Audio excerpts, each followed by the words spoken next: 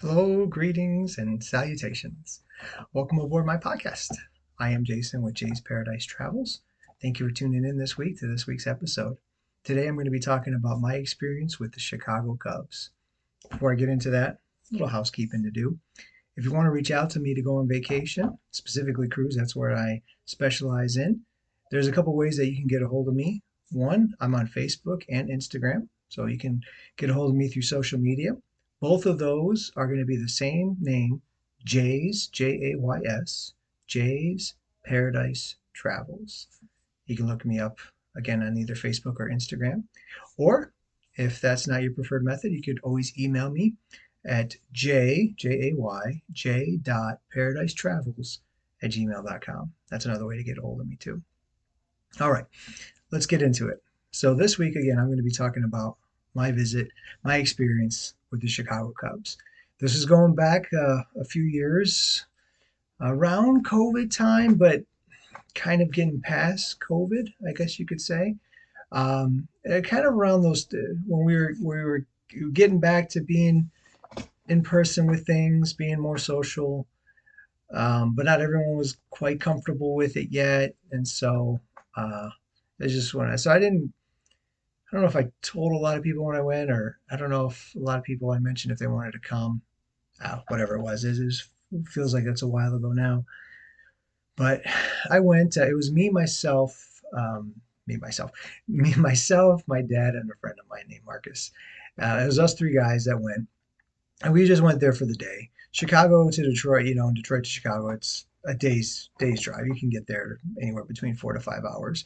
We left early. We left early enough because the game was like around a noon or 1 o'clock start. I think it was one. I think if I remember correctly, it was 1 o'clock start, which for Detroit is like 2 o'clock. And we were catching two games that day. We were going to catch the Chicago Cubs, who were playing the earlier game around 1 o'clock. And then later that evening, we were catching the Chicago White Sox. I will talk about the Chicago White Sox and my experience with that game in another podcast. But for this podcast, I'm going to talk about the Chicago Cubs. Now, the Cubs have been a team that has been known for a long time. I feel like even people who don't live in Chicago might be Cubs fans.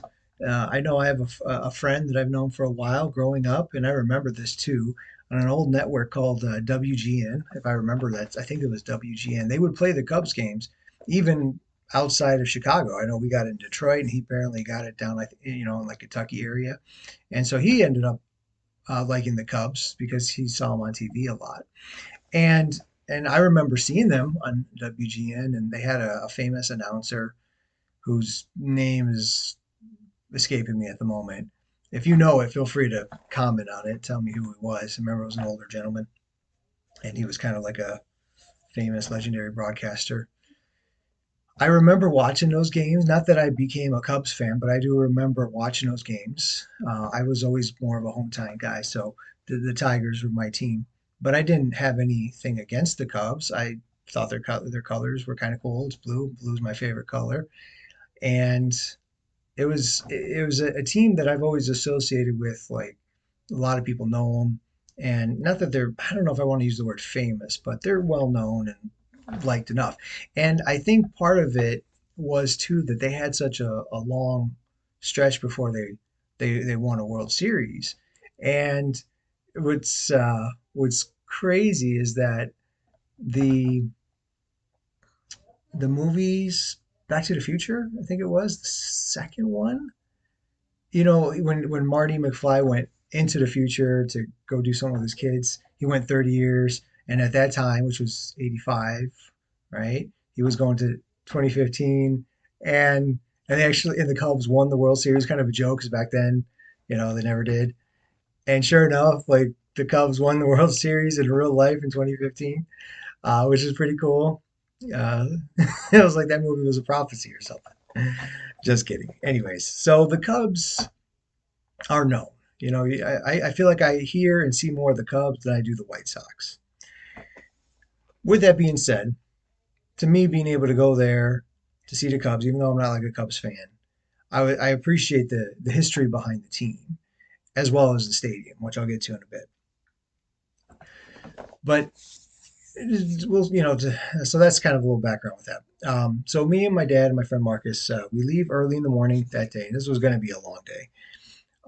Thankfully, I got a dad who was cool with going to me with with me to games, and I've got a friend that he's within reason he's up for almost anything. So it was nice to be able to have them, especially like I said during that time. Not everyone was comfortable quite yet going to games. We hadn't quite reached the point where we were completely out of COVID. We were in the process of it, I guess you could say. So I didn't have to go alone, which was nice. We get up early. We drive out there, and just normal driving, talking, whatever. At a certain point, we stopped for gas, and I found something from my childhood that I got so ecstatic about. I had to buy it right away. I don't know if you've ever heard or seen or tried a thing called Dunkaroos. Dunkaroos is like, these like it's like a packet maybe about this big, has a bunch of little crackers in them, and then a little tub of like some kind of frosting. And as a kid, I had them, and I loved them as a child. I would eat them all the time. It was nice when I was a child, and I didn't have to worry about calories and sugar and fat content and all that. As an adult, I have to worry about it, but as a kid, I had to think twice about it. So I had those as a child, but then they disappeared as many things from the 90s are gone that they're just nostalgia now. Dunkaroos was on that list, but I did love them. And lo and behold, we go to this gas station, get some gas, and I go inside, and there I see them. I'm like, oh, there's Dunkaroos. I immediately had to get them. Now they had chocolate and vanilla. Which one was I going to pick? I picked both. There was no way I was just going away with just one.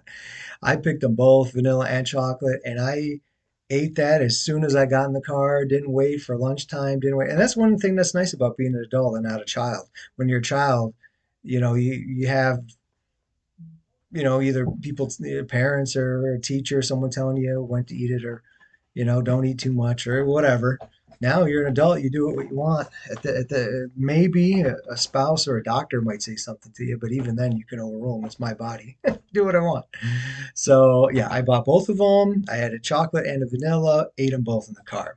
Granted, after I ate them, I felt kind of bad, like maybe I shouldn't have done that, but it was still nice. It was really cool to be able to see Dunkaroos. Since then, and I'm going off on a little Dunkaroo tangent here, but that's okay. This is all part of my experience. Since then, I actually have seen Dunkaroos back in the store at Walmart.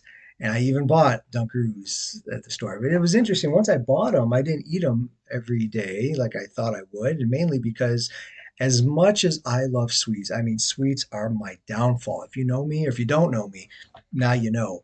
I love sweets. They are my absolute downfall.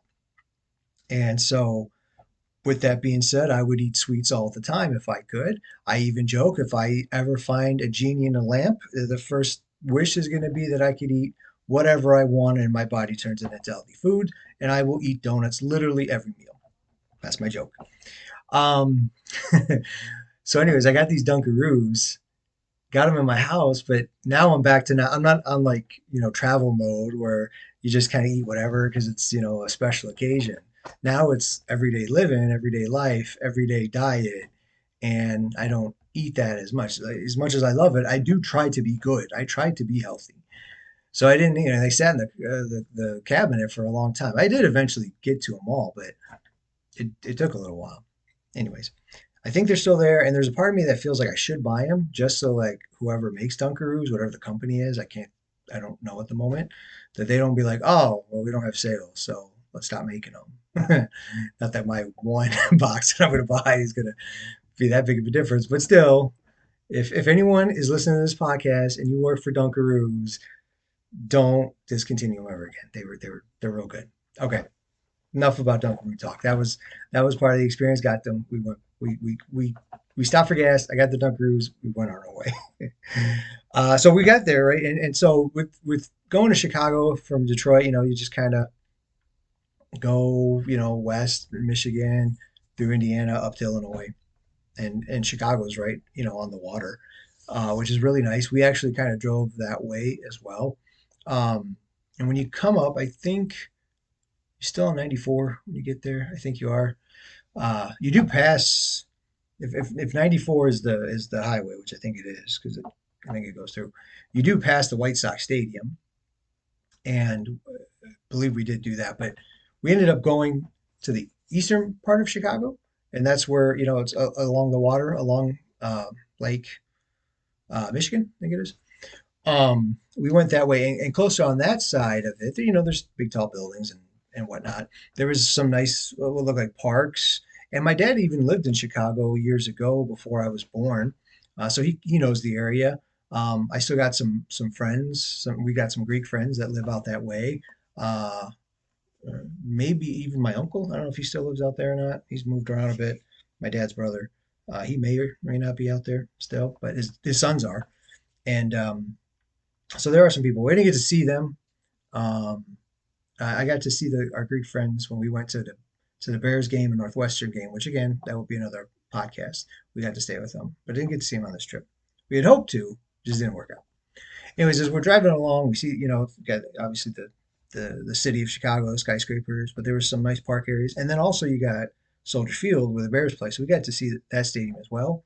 I had seen that before. Um, so it was kind of cool to see it again. I'll talk about that later, but in another episode. But it's kind of an interesting design where it looks like it's a Coliseum that got invaded by an aircraft, an alien spaceship. That's kind of what Soldier Field reminds me of. Got to see it. My friend got to see it too. He hasn't been to a game there.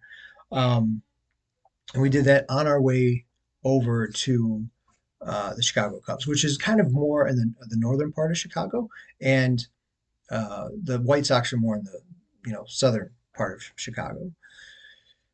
So we head up that way, and I mean there was some game day traffic, but it wasn't horrible, which was really nice. And when we got there, we're kind of looking around for parking. We're in through subdivisions and things like that. We kind of eventually go down like this alleyway, and some guy leads us over, which was really nice of him. And we park kind of like in this little alleyway near homes, but not far from the stadium at all. Very close walking distance. It was a little bit more secluded. It wasn't like it was a big parking lot, but there was different parking areas. And parking can be such a pain in the neck when it comes to going to sports games. Some stadiums have it really well designed, and they're on the ball when it comes to getting people in and out. Other stadiums, I don't know who designed it. When it comes to their parking, who made those moves, but not great. Not great, Bob. Not great. The Cubs, they were fine. I'll give it credit. It was a nice, easy experience getting in and eventually getting out. Very good. We get there, we park, easy, hassle free, nice, and we're actually there on time, which I appreciate. It doesn't always happen depending on where I'm traveling from or traffic or anything like that. And so we get there early enough where we can actually kind of walk around a little bit and take in the the stadium, on the outside of it. Sometimes, I mean, my goal is always to get outside pictures of it, and I did get some nice ones, and I'm glad that I did. Even if I'm running late to a game, I'm still going to try to take some sort of outside pictures because that's part of my hobby. But when I get there early enough, then I can take, a little bit more and kind of take in the atmosphere of what's going on. And as we're walking, it's kind of very interesting that they had, you know, uh, part of it was kind of like suburbs, and then you walk in, and part of it is like in the city. It's like half and half, kind of depending on where you walk around too. But you know what? I'll get into that a little bit more a little bit later when I talk about the actual stadium itself. Right now, I'm still focusing on just talking about the experience. We get there, walk around the game, or walk around before the game starts, and I remember where my friend was looking for a Chicago Cubs hat. I can't remember if he bought one or not, but he was looking for one. So we did kind of walk around. We went into some of the gift shops. It was really packed. They had a lot of things going on the outside, like music and games and people playing stuff. They that kind of activity area, which a lot of stadiums do have stuff like that. I don't think we did anything, but I remember at the time while I was there, I had gotten a phone call from someone, and there's a family that every year does like a garage sale, and I would take stuff, and a lot of times I would be there with them, but since I was away for this, I wasn't going to be there that day.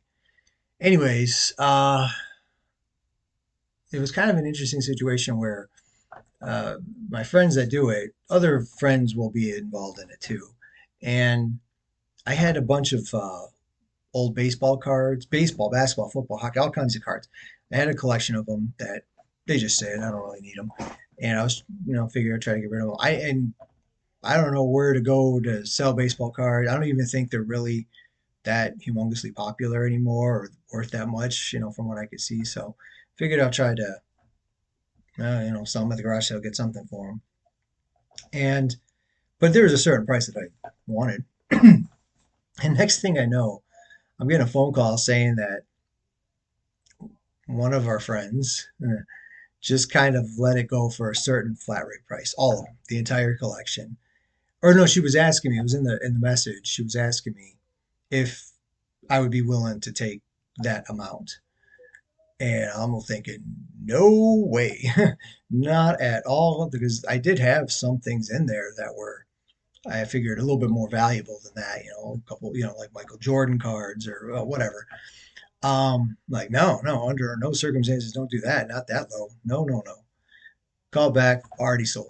Like, but I eventually cleared it with them later on, but just that kind of, it was something that like slightly put a damper on the day. Like, oh my goodness, why? Why does it always have to be something that happens? Um, as time went on, fine, whatever. But at the time, it was kind of like, oh my goodness. So that kind of put a little damper on the day for me to start it. But I was there and I was like, all right, let's just enjoy the game.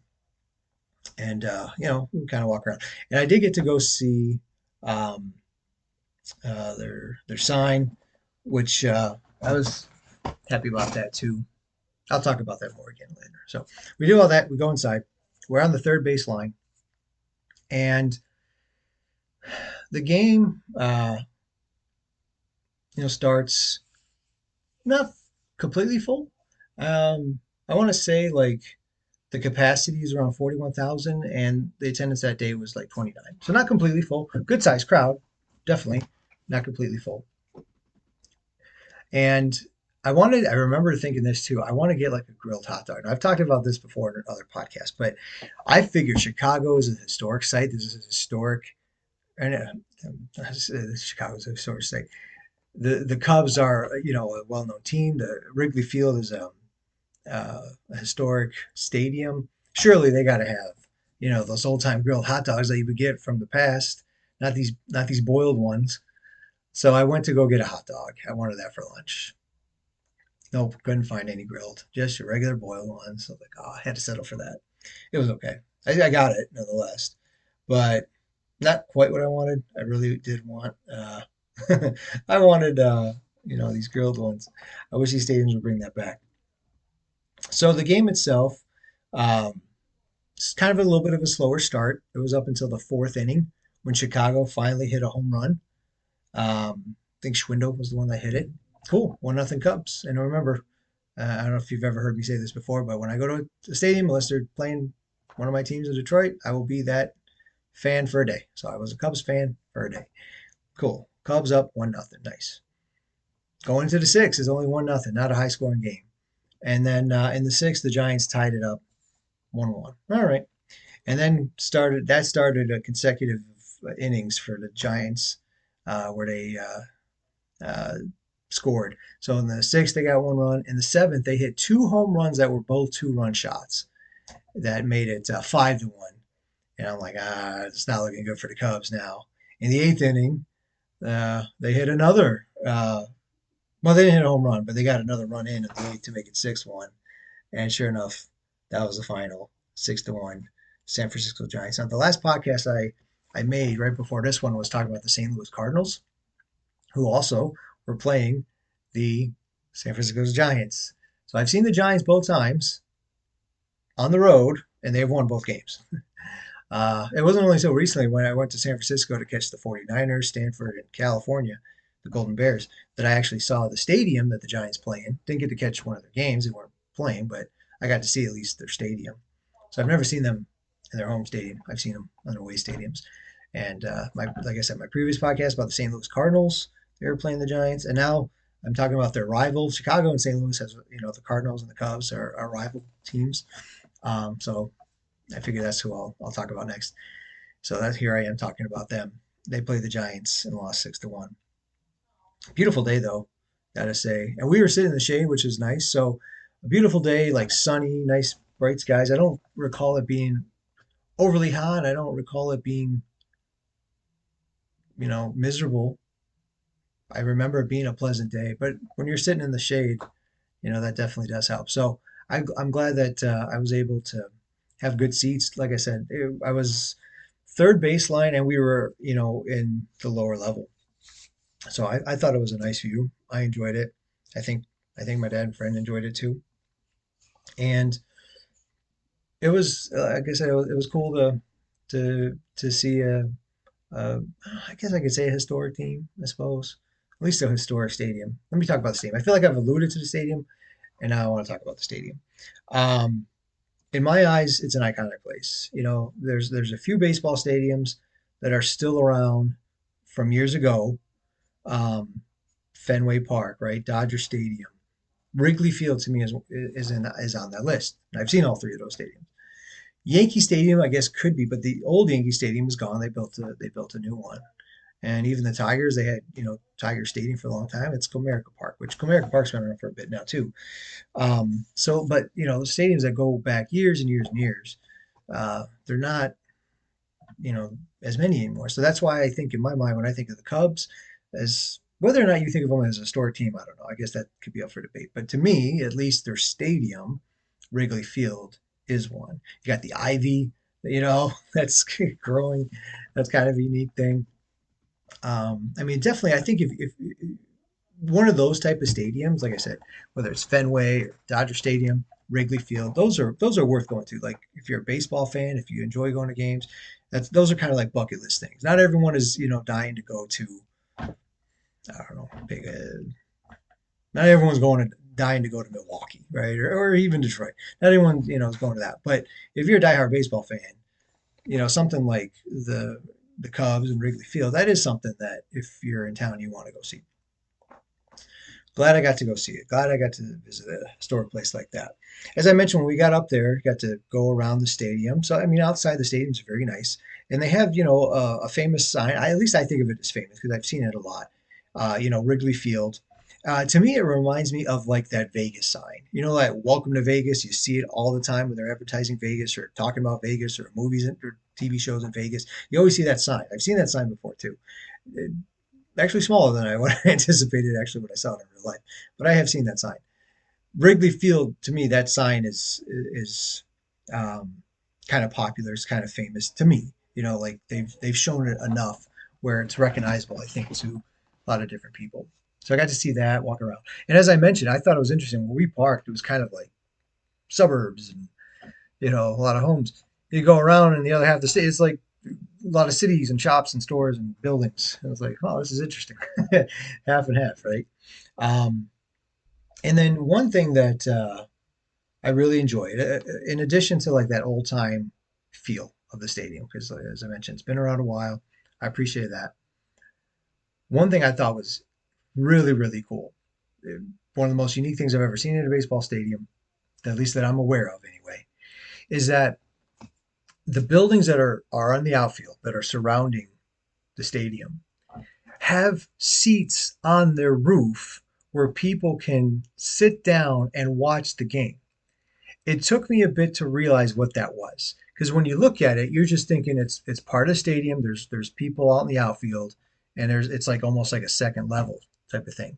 Until I realized as I looked closer, I was like, no, that is not the case.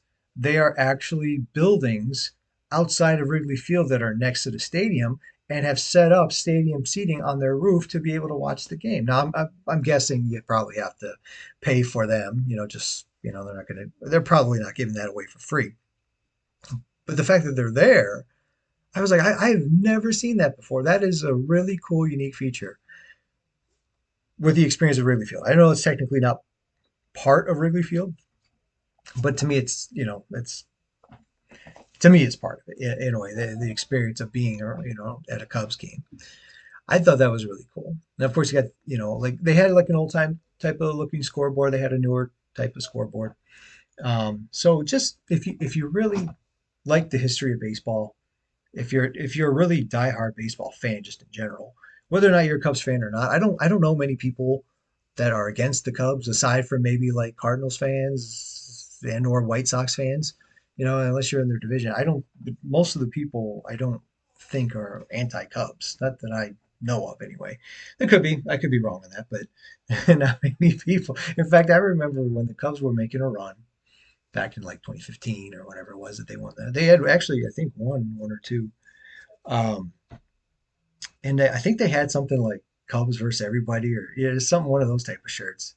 And one of our radio guys kind of laughed at it, like, "Who's against you?" I mean, it's like saying puppies versus everyone. I mean, who's against puppies? It's just kind of funny. It's like I don't think anyone's ever against the Chicago Cubs or anti-Cubs. Again, unless you're like a Cardinals fan or a White Sox fan. I don't think anyone's strongly against the Chicago Cubs. I know I'm not, even though I'm from Detroit. But of course, Detroit and Chicago Cubs are not you're not in the same division. They're not even in the same league. Chicago's Cubs are in the National League and the Tigers are in the American League. Now, Detroit and Chicago White Sox, different story. But as regards to the Cubs, I got no ill feeling towards them. I had a great time at the game. I love being able to go to that stadium. Again, that old time type of stadium.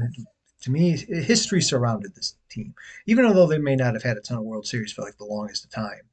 And as uh, uh, for Detroit, there's been plenty of teams here that had long spans of not winning any championships. I get it. Um, so I love being in what I viewed as like a historic team, a historic building to be a part of. So again, if you love baseball, or whether or not you love or don't like the Cubs, whatever, I think this place is definitely on the bucket list of somewhere to go see. You know, um, Regardless if you're a Cubs fan or not, even if you're not a baseball fan, you might enjoy just going to the game and going to see something that's a little bit more historic. And if you do, if that does seem like something that you would like to go see, let me know so I can help you with that. Once again, you can reach out to me in a couple different ways. j.paradise.travels@gmail.com is my email. That's Jay. There is no, it's not just the letter J. I had to think about that for a bit. When I say J, I'm not talking about just the letter J. It is Jay. So you can email me, or you could reach out to me social media at Jay's, Jays, Jay's Paradise Travels, whether that's on Instagram or Facebook. You can reach out to me that way too, and I'll be more than happy to help you out with it. I'm trying to think if there's anything else that I missed that, I just like to check my notes. If you ever see me kind of looking down to the side here, I'm just kind of checking my notes to see uh, if I got everything that I wanted to say. I think so.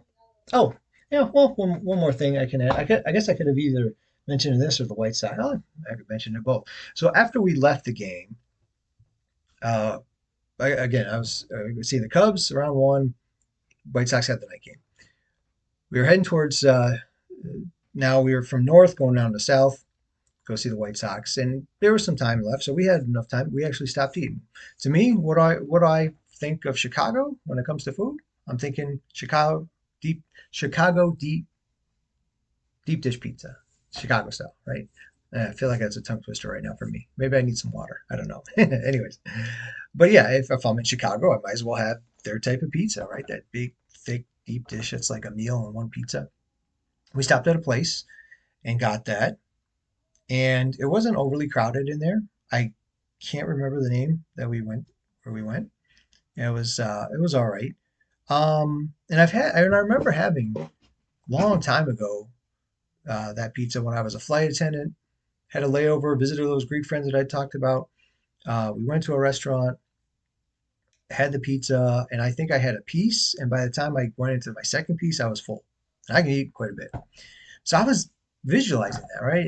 Anticipating that. And I got there and we ate it, and it was good. It was tasty, but it wasn't like as thick. Maybe I don't know if it's just that restaurant or if we ordered it wrong. I don't know what it was, but it didn't. I mean, it was thick, but it didn't seem as thick as like a what I was envisioning in my mind, or maybe I was just building it up too much in my head. I don't know. Either way, it is what it is. It was still good enough. It was still tasty. It wasn't quite what I was thinking. I'll put it that way. Not trying to talk negatively about it, but just again, maybe I just had it built up more in my mind and it wasn't quite that or something. I don't know. Anyways, had that, and then we went to the White Sox game, which again I'll talk about that in another podcast because that one, oh boy, I have some things to talk about there when it comes to their parking. Whew, boy, yeah. Anyways, but here going to Wrigley Field, going to the Chicago Cubs, um, great time, great time. Glad I got to go. As I said, just for a baseball fan, history fan, if you're into that, it is definitely should be on the bucket list. That is a statement, that a lot of people will have on their bucket list, even if they're like I have all the stadiums on my bucket list. I want to see every team, but that's just in general because that's my hobby for the whole thing. But even people that don't have that, not everyone does, actually most people don't, but even just in general, if someone enjoys baseball or enjoys going to a game, they do have an interest in going to other stadiums, that's definitely on their bucket list. So again, if you'd like to reach out to me, and I'll definitely be more than happy to help you out with that. Hope you liked this episode. Hope you enjoyed it, learned something from it, and appreciate being able to talk to you about my experience. And if you did enjoy this episode, please let me know. Rate it, put a 5 star, like it, subscribe to the channel, share it with others. All those things that we as podcasters, we need it in order to keep it going, trying to build up not only the channel, but trying to build up a business too, in addition to the channel. Would definitely want to be able to help you with your travel arrangements, whether it's going to a game or, as I always mention, cruises are my specialty. So yeah, please feel free to reach out and feel free to share this with others and subscribe. All right, thank you again for listening, and I'll talk to you guys later. Take care. Bye bye.